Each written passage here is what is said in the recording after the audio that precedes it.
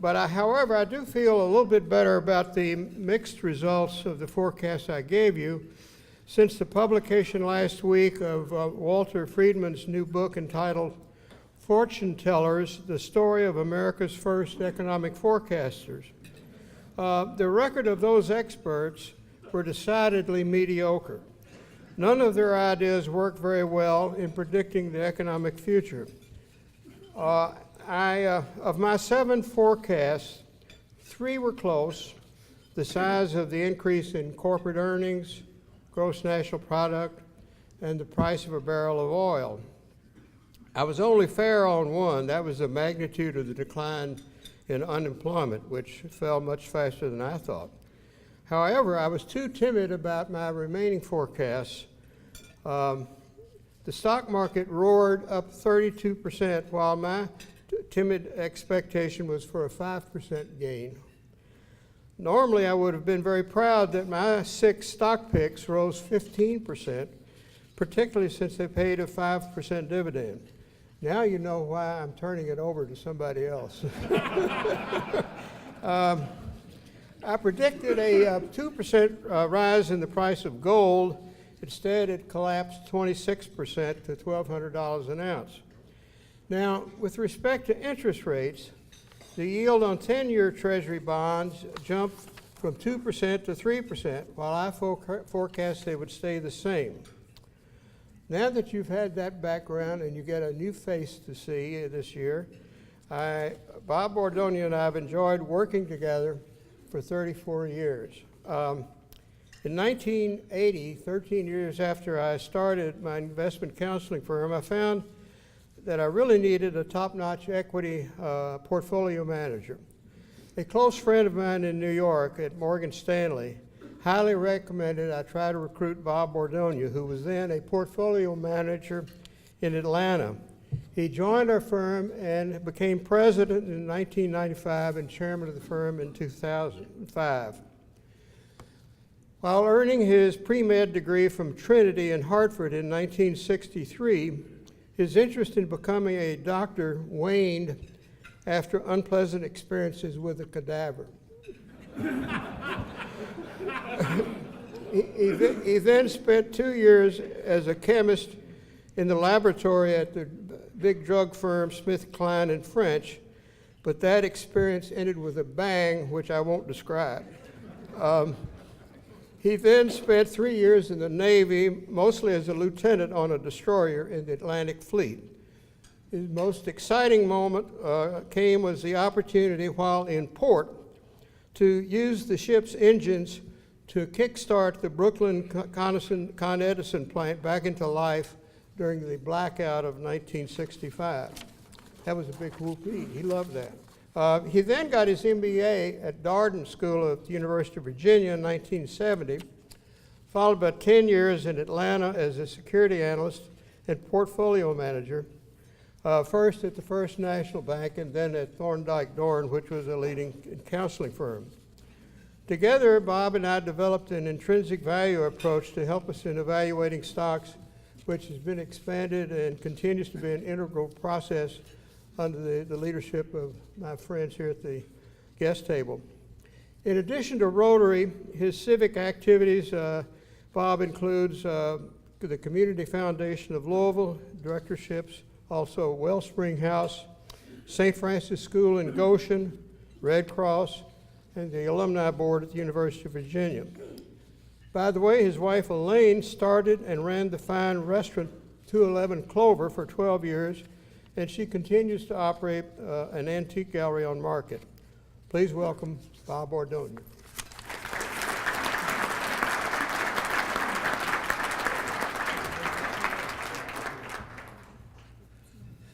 Well, fellow Rotarians, I've sat next to Boz now for 34 years, and each December, about the first week, he closes his door and starts working on his Rotary speech. And I can tell you, it's a labor of love. It is filled with tension. And when I asked him, I said, exactly how long have you been doing this? He said, 44 years.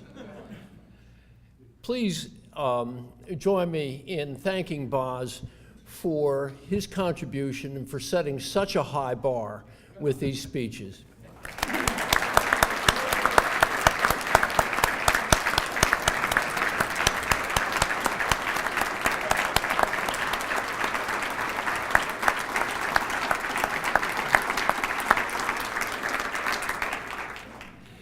Well, as we were warming up today, I asked Charlie Kastner if perhaps we could play the theme from The Wolf of Wall Street.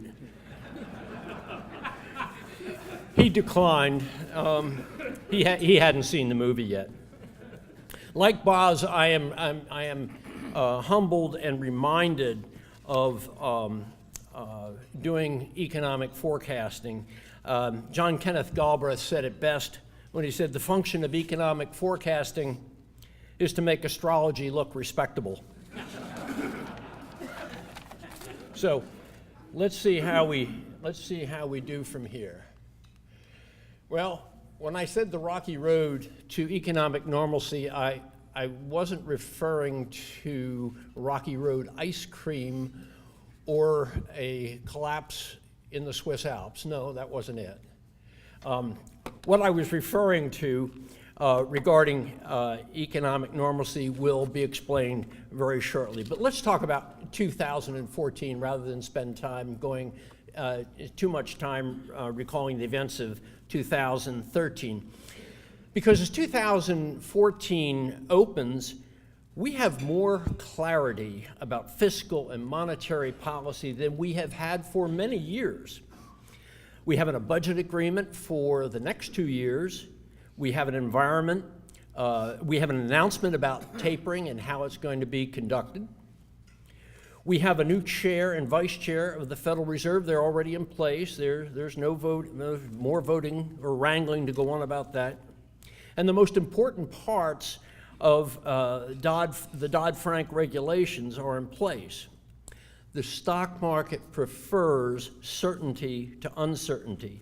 And we saw the positive effect as that clarity became better known during the last 45 days of the year when these various agreements and appointments were made.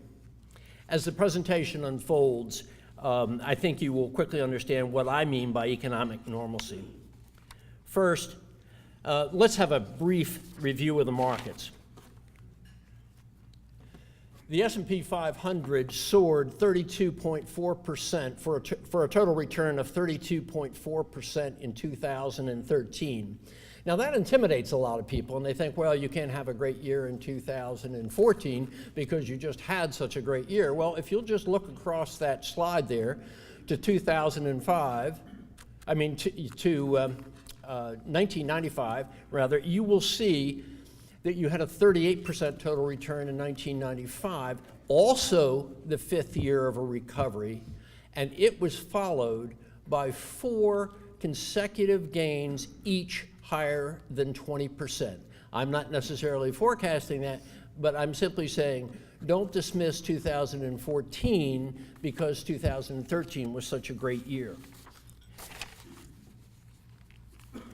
However, bondholders weren't quite so lucky in 2014. The Barclays Aggregate Index fell nearly 2%.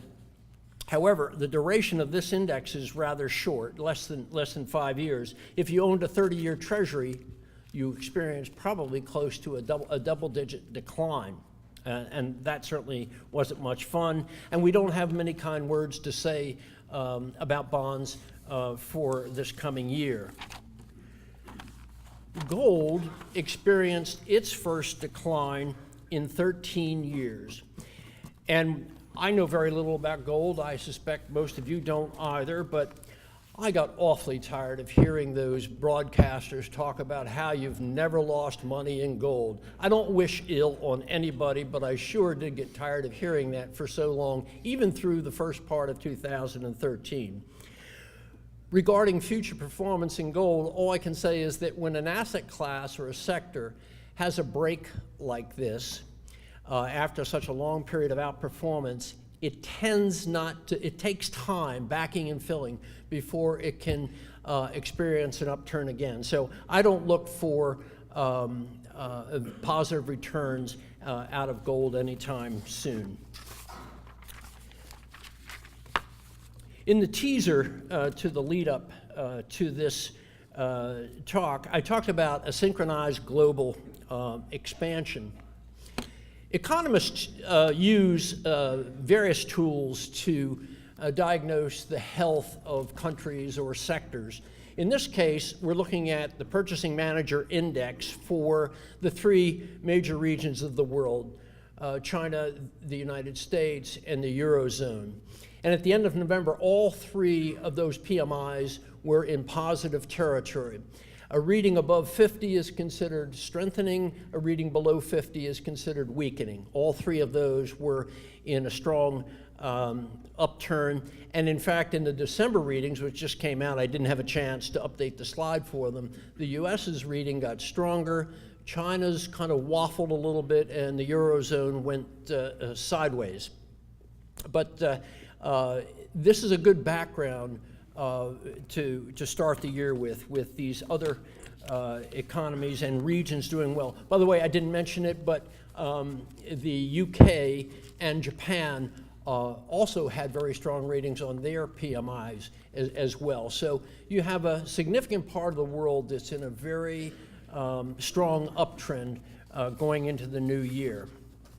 So let's talk about what we're expecting in terms of real growth for the U.S. GDP in 2014. We don't have a final reading for the fourth quarter GDP and the full year, but I'm sure that's not all that important because it's history and the catalyst driving this year to seem to be a lot stronger at this juncture.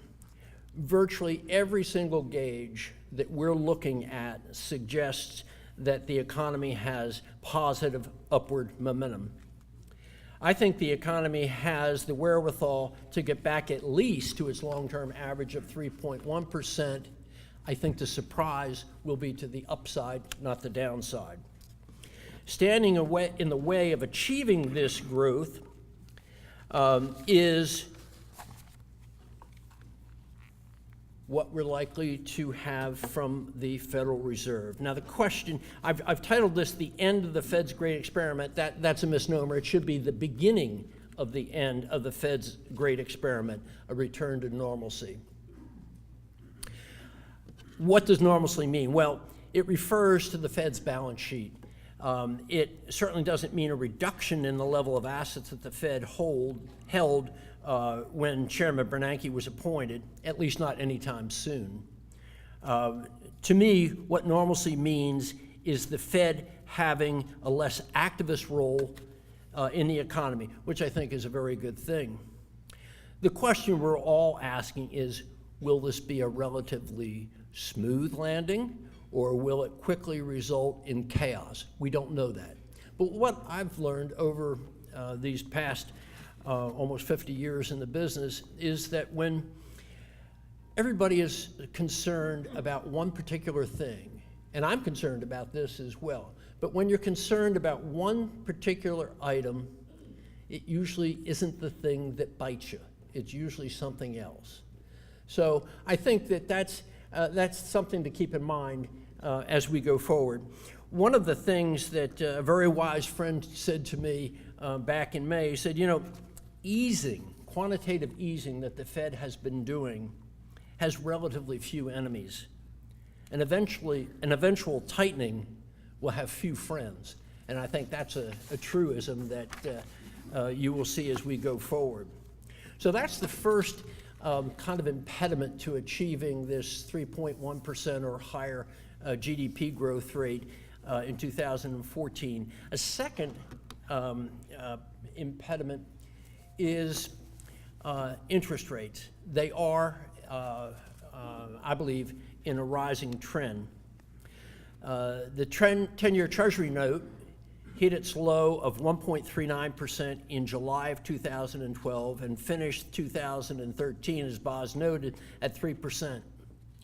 We believe the low of 2012 marked the end of the bull market in bonds that began in 1980 under Reagan and Volcker. The market's big fear is that the rates will rise sharply in a destabilizing manner. I think the Fed will put a governor on rate increases, and they'll become more active in the 3.25%, 3.5% range, and try to moderate this as best they can. But you know, this isn't going to be simple. You recall back in May when the Fed spoke a little bit carelessly about initiating tapering. People got tapering and tightening confused, and the Fed did not communicate their message very well. And what happened immediately was bond investors saw that as a death knell. They pulled $60 billion out of the bond market in a heartbeat.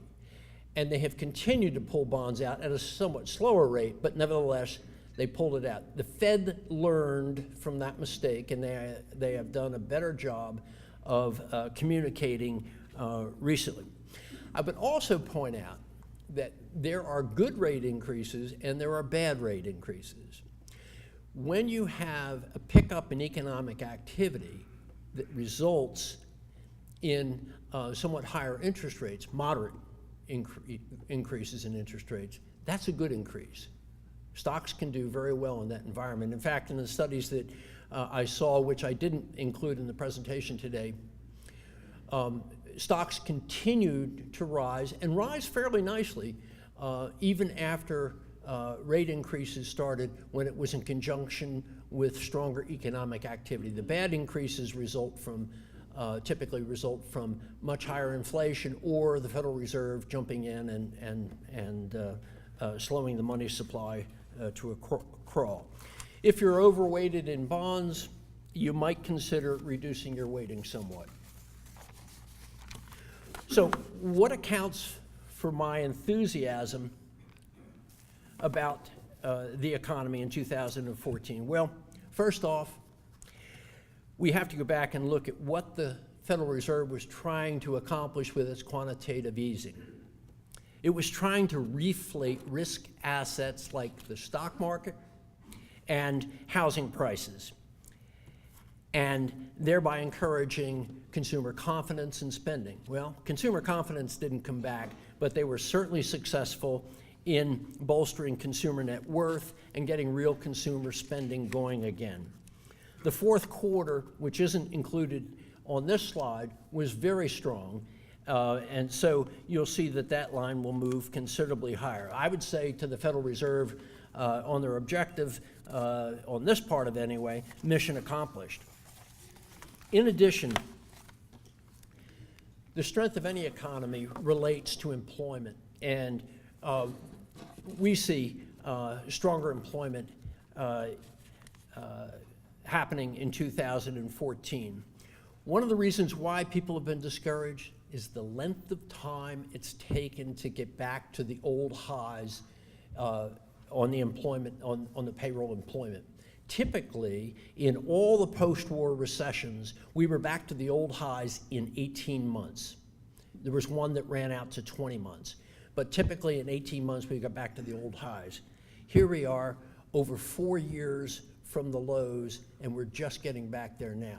By the way, the ADP report, which came out yesterday, signals that this report coming out tomorrow should be another good one and will be nicely above the old high there. The second aspect of that is unemployment claims, and you can see there that the U.S. initial unemployment claims continue to decline. These are good signs.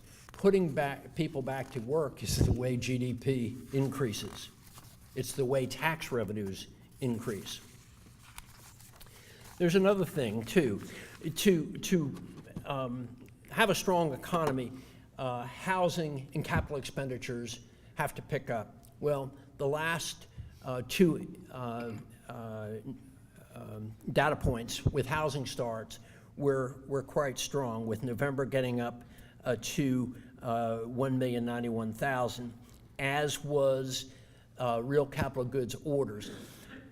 Capital goods orders lead capital expenditures by about 6 months. So this is a harbinger that maybe the second half of this year will be stronger. So that's good. That is very good. We lost 1,100,000 jobs related to residential construction in this downturn. Put a multiplier of 3 on that, and you can see how just getting back to the normal could improve employment pretty dramatically.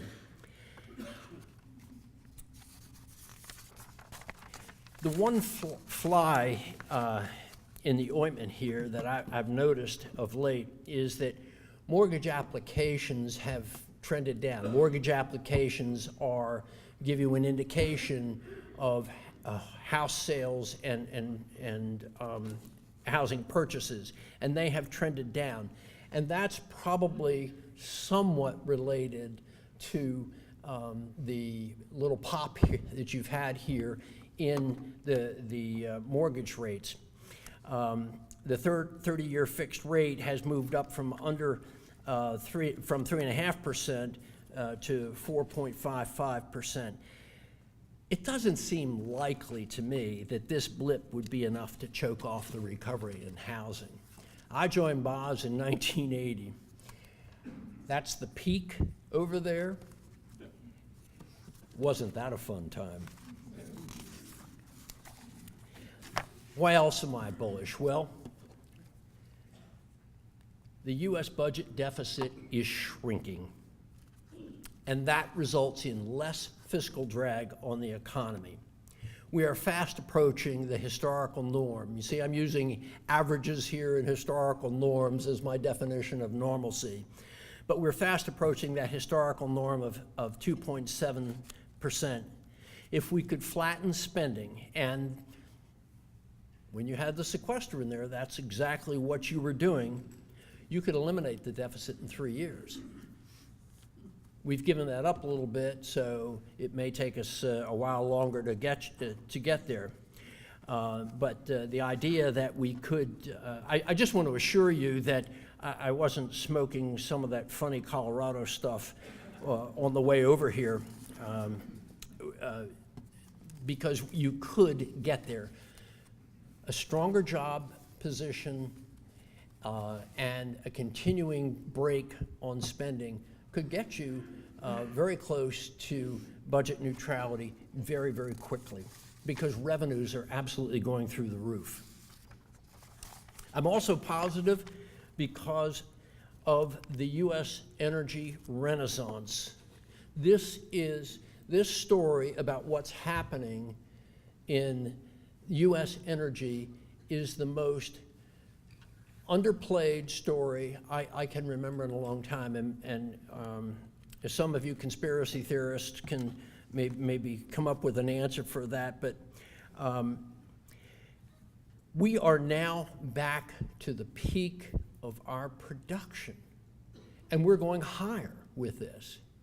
This gives us energy security here at home. It's going to keep a lid on prices locally. And by the way, it has created 700,000 high-paying jobs since 2005. Multiply that by 3, which is the multiplier that you get when you create jobs in the free market, in the capitalist market, and you can see what our unemployment rate would look like if we had banned this new technology called fracking.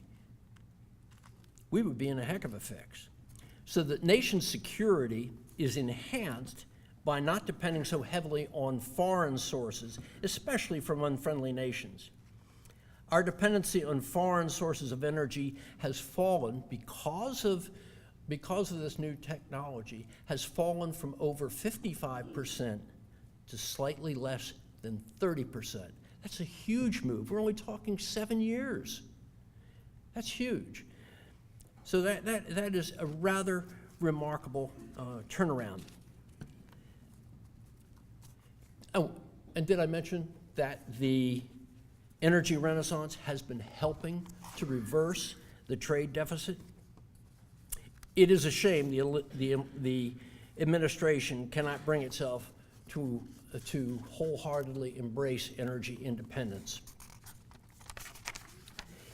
One of the strange things, it was just kind of an odd sort of thing that Boz and I find in our reading, but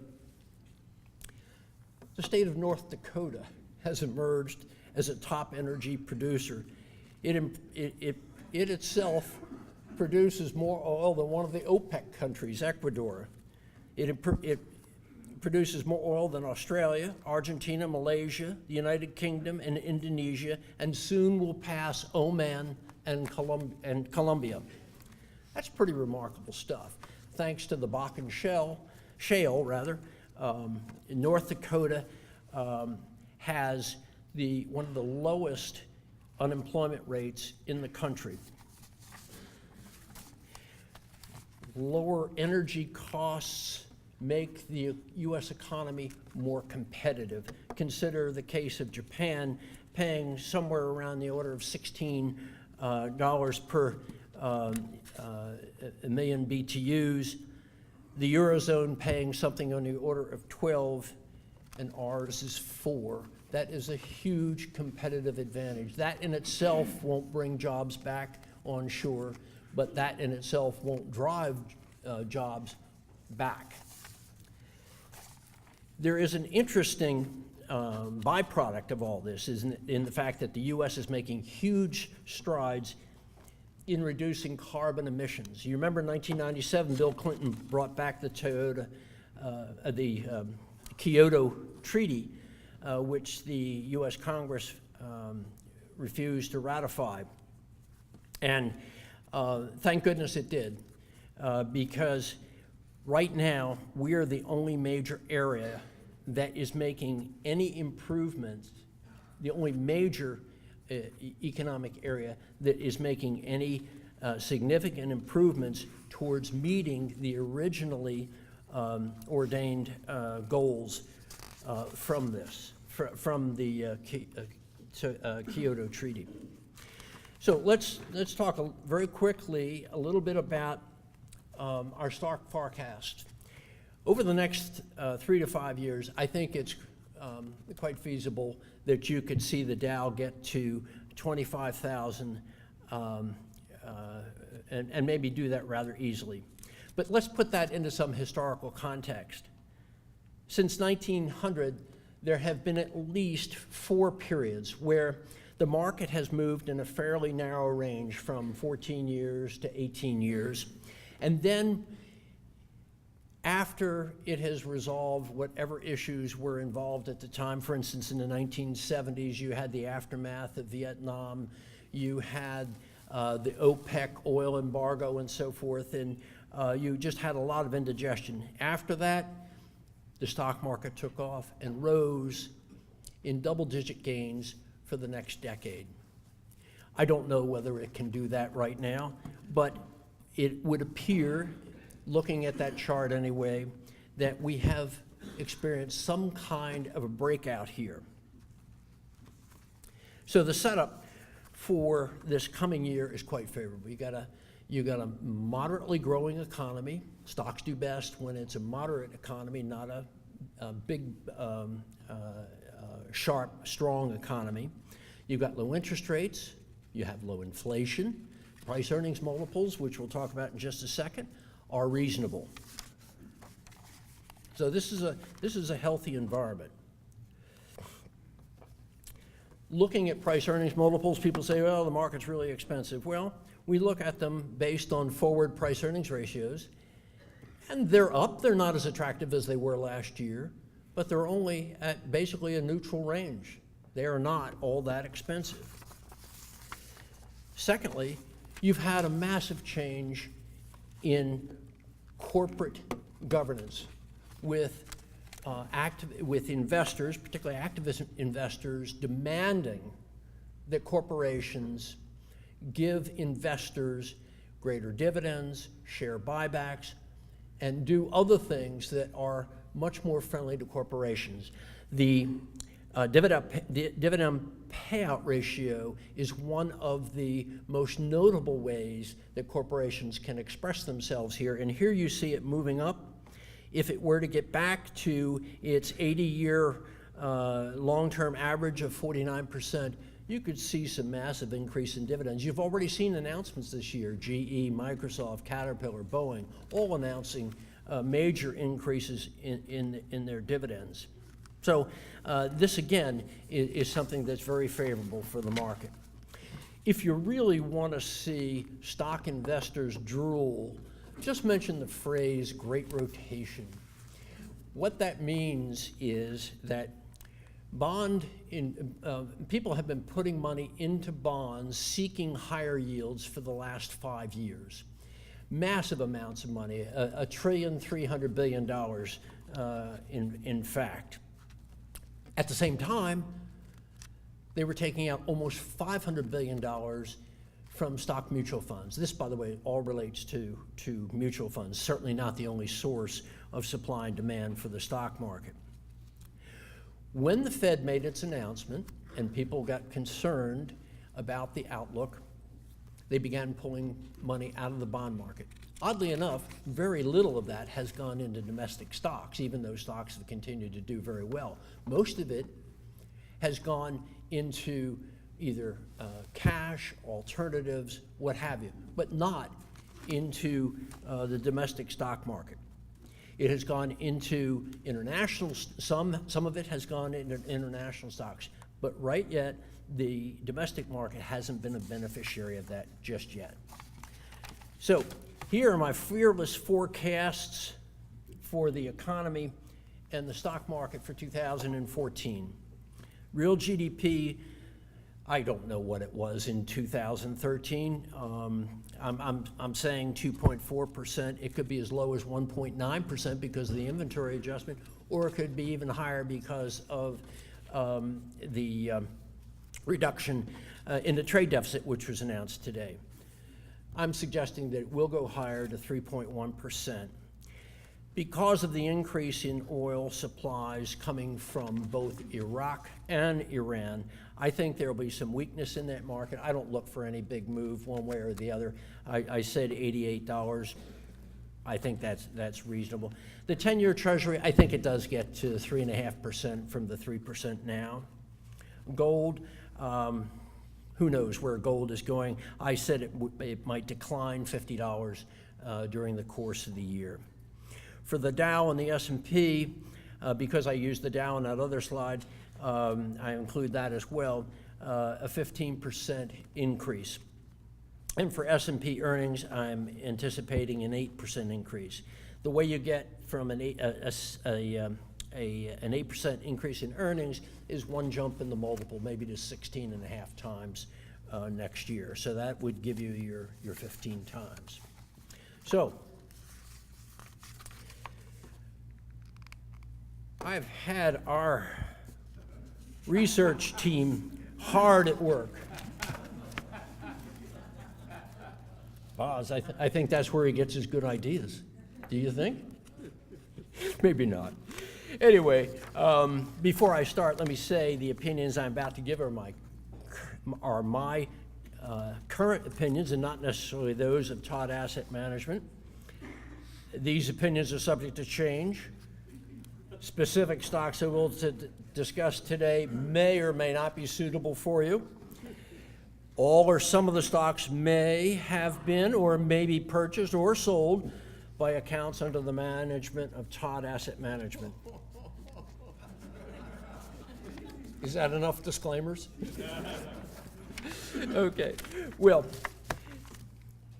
I picked out a little bit longer list. We have multiple products now, including an international product, so I thought it was appropriate to draw from that. And there are really basically three themes that you'll see in these picks. There's financial services. Financial services did relatively well last year, up 37% against the S&P, which was up 32%, roughly 32%. And there I like both Ameriprise Holdings, which is a financial service company, money manager, very much like us, quite strong, growing nicely. They were spun out of American Express a number of years ago.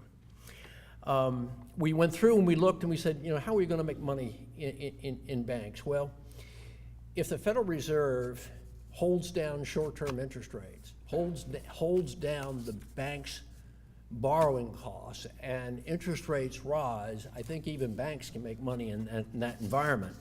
So I suggested any of the big uglies like Wells Fargo, Citigroup, Bank of America, JP Morgan Chase, I think they can all do reasonably well in 2014. For this exercise, I picked Citigroup and Goldman Sachs. I would also offer for folks who don't have the confidence or want to pick their own stocks, you might consider the exchange-traded fund with the ticker XLF. That is the financial services ticker. The 5 largest holdings there are, and this is a more diversified way of playing it, the 5 largest holdings there are Wells Fargo, JP Morgan Chase, Goldman Sachs, Berkshire Hathaway. Berkshire Hathaway, I think, is the second largest in that, and Citigroup. That is one theme I think you can play with.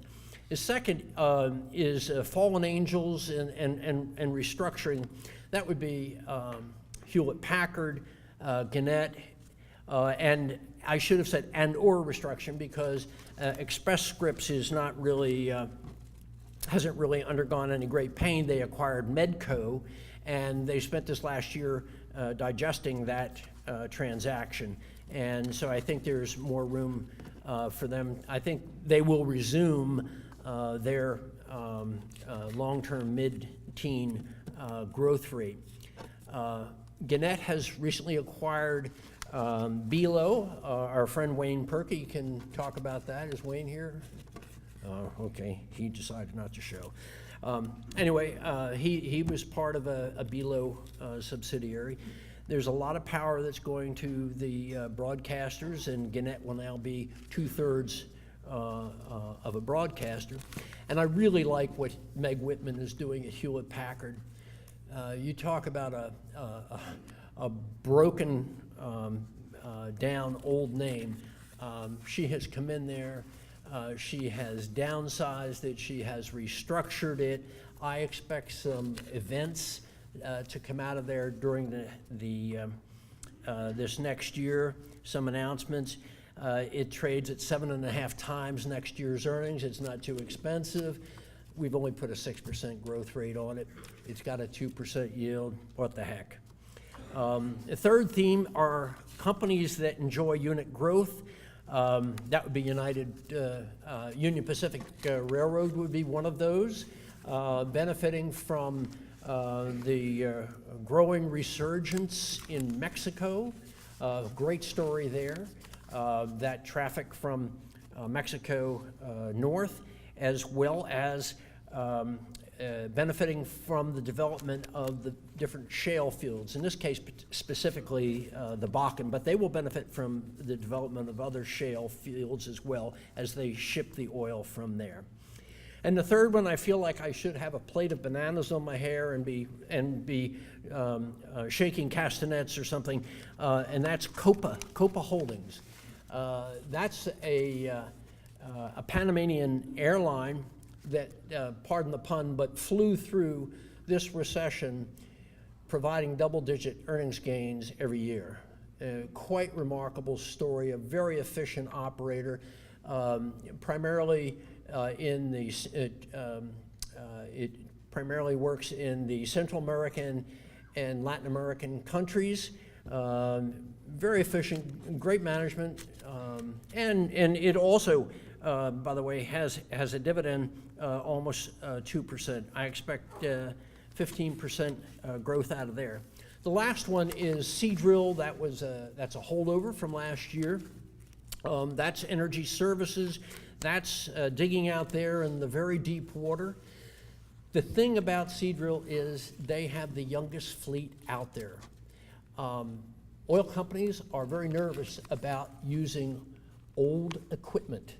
They don't want a repeat of what happened in the Gulf of Mexico. Seadrill has one of the youngest fleets. It's run by a very aggressive management team.